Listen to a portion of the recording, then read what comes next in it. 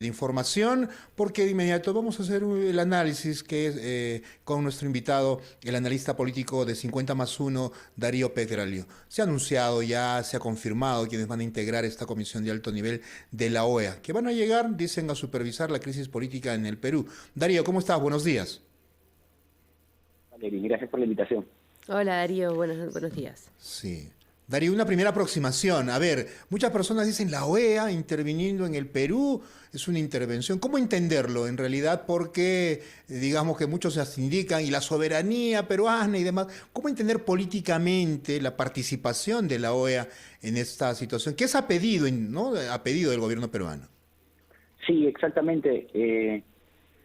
Dada el contexto en el cual se encontraba el presidente de vulnerabilidad, ¿no? Teniendo un Congreso opositor que está buscando removerlo, como todos sabemos, eh, lo que hizo fue anticiparse, ¿no? Y buscar un organismo internacional que se pronuncie y que lo defienda creo que esa es su intención. Sin embargo, me parece que la intervención de la OEA no necesariamente va a ser significativa en el sentido de que va a tomar una postura completamente a favor de uno o de otro. Usualmente, tampoco lo puedo asegurar al 100%, pero usualmente en este tipo de contextos vienen los integrantes o los representantes de la OEA y buscan más bien acercarse a ambas partes y ver si es que ambas partes pueden lograr algún tipo de consenso, algún tipo de salida que favorezca a la democracia y al país. Me parece que va a ir más por ahí la cosa a que vaya a ser muy favorable al presidente Castillo. Sin embargo, sí es una jugada, creo, del presidente anticipándose y de defensa, ¿no? También de cara a la comunidad internacional, que siempre es importante en ese tipo de aspectos.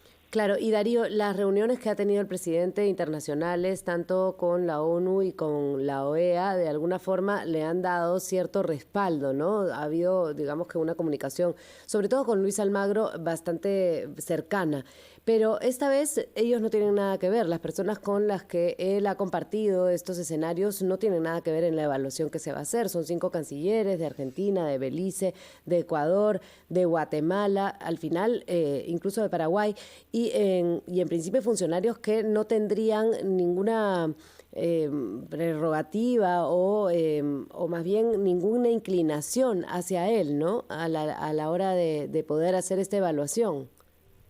Sí, es la impresión que tengo yo también.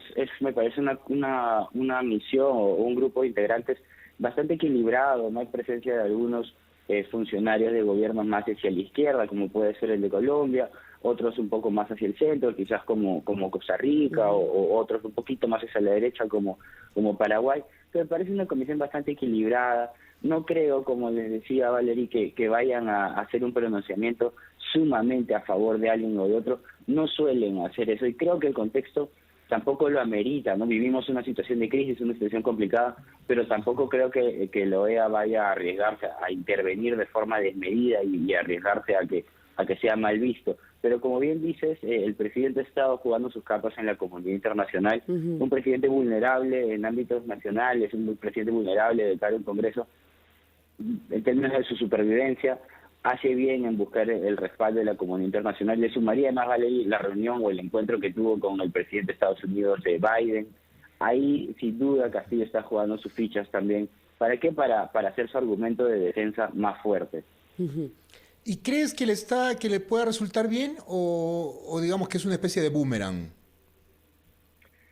A ver, puede ser, ¿no? Nunca se sabe, quizás al final yo me equivoco y los miembros hacen un informe final que sea favorable a la oposición y que sea muy desfavorable para el presidente, lo cual le daría más argumentos a quienes buscan remover a Castillo para promover aún más la moción de vacancia, la denuncia constitucional presentada por la fiscal de la Nación. Sin embargo, creo que esto también en gran medida es, por no encontrar un mejor término, un show, ¿no? Un gran show de ambos lados que buscan mostrarse como los que tienen la razón, que buscan mostrarse como los que la OEA debe dar el visto bueno. Vemos también que ambos comienzan a intentar mover la calle, ¿no? Ya hay una convocatoria para una manifestación, ¿no?, en los primeros días de noviembre desde la oposición, 5, ¿no? que me parece que no es una coincidencia tampoco, no es mostrar que tienen el respaldo ciudadano. Veremos si ocurre, veremos si logran una manifestación masiva. o no. Darío, te pedimos que te quedes en la línea, por favor, para hacer una breve pausa y volver contigo y tocar otros temas también de coyuntura. Regresamos en la rotativa del aire. La mañana y 51 minutos, continuamos en la rotativa del aire. A ver, vamos a compartir con ustedes la información que aparece hoy en las normas legales del diario El Peruano. Se confirma ya la designación del reemplazo de Humberto Campodónico en la presidencia de Petroperú, según la resolución que aparece hoy, la resolución suprema número 017-2002 del Ministerio de Energía y Minas. Se designa a la señora Isabel Mercedes Tafur Marín en el cargo de presidenta del directorio de Petroperú. Isabel Mercedes Tafur Marín es entonces la nueva presidenta del directorio de Petroperú. En esta resolución firmada en esta resolución suprema firmada por el presidente Pedro Castillo y la ministra de Energía y Minas, Alessandra Herrera. Isabel Tafur Marín, la nueva presidenta del directorio de Petroperú, asume el cargo en una situación bastante complicada de la empresa nacional Petro, ¿no? Perú Petro, como es la designación ahora. 7 de la mañana y 52 minutos. Seguimos conversando con el analista político Darío Pedralio, analista de 50+1. Estamos conversando sobre esta misión de la ONU que llegará, esta comisión de alto nivel de la OEA que llegará al Perú, y también sobre la coyuntura política nacional, la designación de Kelly Portalatino, congresista de Perú Libre, vocera de Perú Libre, como ministra de Salud. Darío, ¿cuál es el análisis ahí, el trasfondo político también de esta designación? Sí, creo que es bastante evidente que lo que ha hecho el presidente es sostener la cuota de Perú Libre y de Vladimir Cerrón en el gabinete, ¿no? Creo que era además lo esperable, dado el contexto en el cual se encuentra.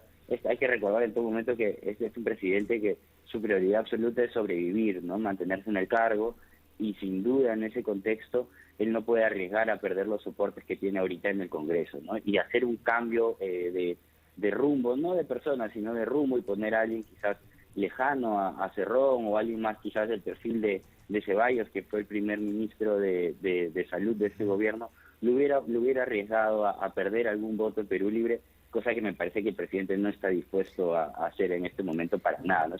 En tal sentido es una decisión bastante más política que técnica, ¿no? Claro, no son pocos los votos, ¿no?, que tendría en el respaldo desde el Congreso con esta designación. No son 16 votos, si no me equivoco, Darío, corrígeme, pero lo cierto es que también es solamente ya un ministerio el que tiene Cerrón en el gabinete, porque ha ido bajando, ¿no?, esta cuota cerronista, según lo que entiendo. Sí, yo entiendo lo mismo. Me parece a mí que por lo menos lo que entendemos nosotros es que sería el sector que tiene Cerrón en este momento, y por eso mismo quitárselo era bastante arriesgado para Castillo, ¿no? Además siendo doctor él. Exactamente, es un sector que a Cerrón sin duda le interesa mucho, es un sector que además es grande, es muy importante, maneja muchos recursos, y es un sector que no podía perder Cerrón, y Castillo creo que lo sabía, ¿no? Castillo no se iba a arriesgar a decir, bueno, hago un giro de 180 grados y pongo a alguien que no tenga nada que ver con Perú Libre y me arriesgo a perder estos votos, lo cual puede significar su salida de la presidencia, ¿no?